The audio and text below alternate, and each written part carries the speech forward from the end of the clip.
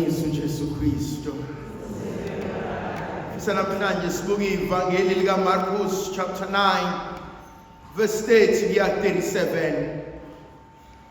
uJesu nabafundi bakhe basuka entabeni badlula endaweni yaseGalile, kodwa abafuni ukuthi abantu babazi noma abantu babone ukuthi sebekhona. Khona lenkonzo uJesu ayenzayo ngibiza ngokuthi inkonzo yokuqasha, inkonzo yokuqashisa izinto. Athobhala kahle encwadini yevangeli likaMateyu isahluko se-11 verse 25, athi ngiyabonga Baba ngokubafihlela abahlakaniphileyo nezazi lezinto, kodwa wasuyivezela labo abancinyana. Athi ngiyabonga Baba ngokuba kunezinto oyifihlile emehlweni labo abayitshela ukuthi bayazi, abayitshela ukuthi bangcono, abayitshela ukuthi bahlakaniphile, kodwa maqedane wasuyivezela abantukazana. Nenkonzo evukayo kumina, konzo yokuqala evuka kumina ukuthi awusoze wakwazi konke. Ngiyamsaba umuntu ohleze nempendulo, ngiyamsaba umuntu ohleze echazela lokhu ngikwenze ngoba kunje. Ngiyamsaba umuntu ohleze ne-opinion ngayo yonke into. Kwesinye isikhathi ignorance is bliss.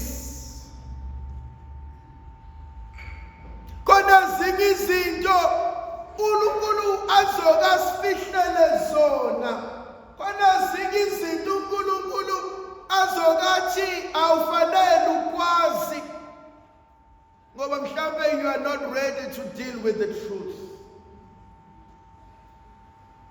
Yabona sesikhula thina sibancane, kunezinto abazali bethu ababengakwazi ukusixoxela zona, kodwa kuthe ngokuhlakanipha saqonda ukuba leyanto ababengayisho kahle kahle yayivikela thina. Khona into uJesu ayivusa kumina, inkonzo yokwamukela ukuthi angazi, inkonzo yokwamukela ukuthi akunawo amandla, inkonzo yokwamukela ukuthi angakafiki kuleso sigaba. It is not yet my turn. Zaze zaningi ingane zethu depressed because ikhompyutha nama-colleagues. Baze baningi abantu aba-depressed nabazali bethu aba-depressed because sisebenza umsebenzi ofanayo, kodwa wena you seem to be more successful than me. Khona inkonzo ebalulekile, inkonzo yokuvuma ukuthi angakafiki esigabeni sakho, and that's okay. Inkonzo yokuvuma ukuthi akakabi isabelo sami, and that's okay. Khona inkonzo yokuvuma ukuthi kulungile noma angafika emva kwami emsebenzini and noma angasakusida azabe ngcono kunami, that's okay. Mhlawumbe khona engingakwazi ngaye. Yazi khona lento ehluphayo empilweni ukuthi kahle kahle khona omunye umuntu ozombuka umjaji uthi lona ufundiswe yimini umsebenzi, kodwa egcinena agcina kuphathe ngoba kunento ongayazi ukuthi iCV yakhe ngale ka-HR ubhale ukuthini ngayo, ukuthi ngihlala nawe, ukuthi sishanela sobabili, ukuthi ngihlala nawe, ukuthi ngisula amawindi sobabili, ukuthi ngihlala nawe, ukuthi sifundisa sobabili. It does not always mean umsebenzi umsebenzi engawufundela. Kunezinye izinto kufanele ku-accept ukuthi ukhona omunye umuntu ozofika emva kwami niyesa ngidlule because vele into ayiyona ihlukile kumina.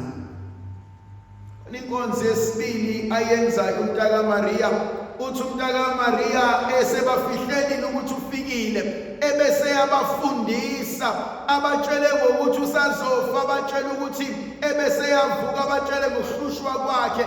Athi obhala kahle, they could not understand. That's my second point. We don't get it. Umuzwa umntwana ethi umzali, but mom, you don't understand me.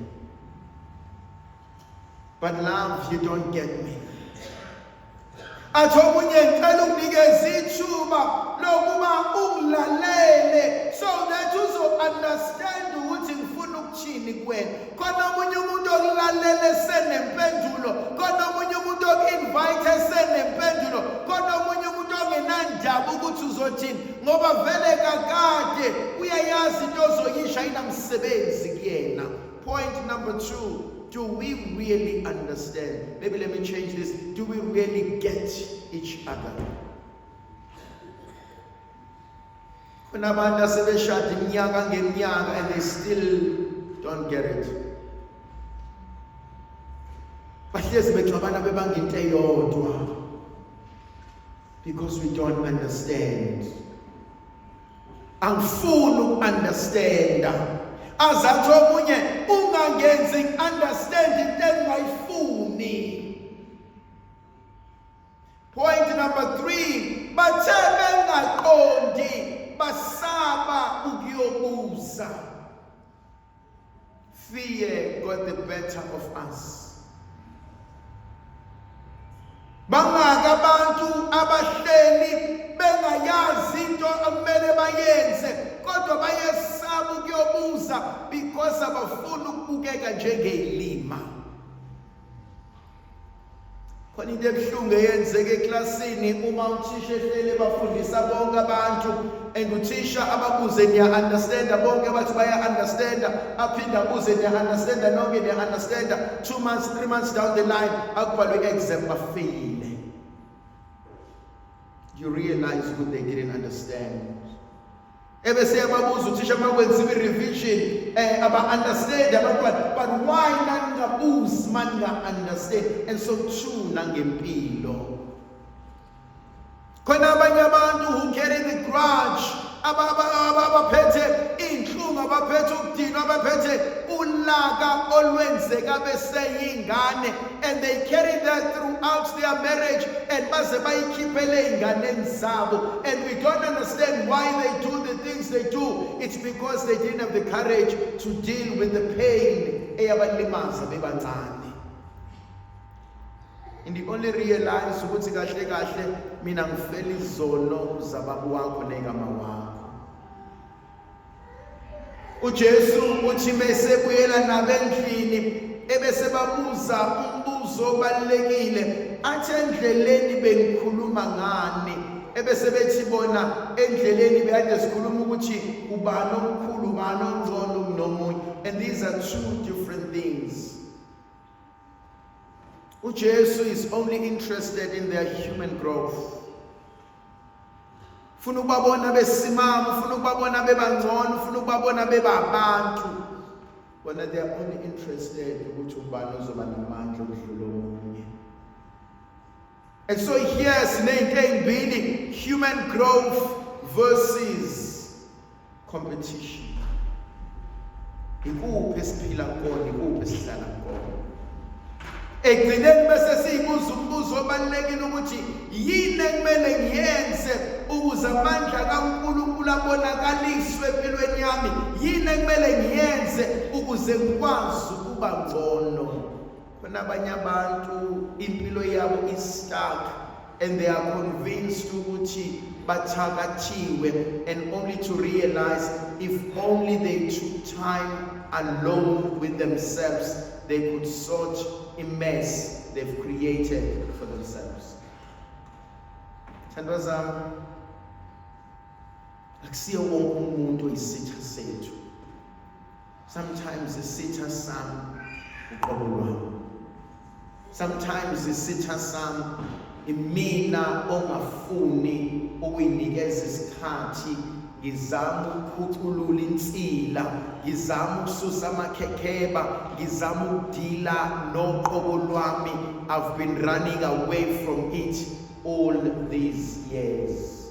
Ndlovukazi yezulu ayibenathi sibusisi mayisifikele isikhanyisele sinika amandla nomusa nothando lukaNkulunkulu boyise nendodana nomoya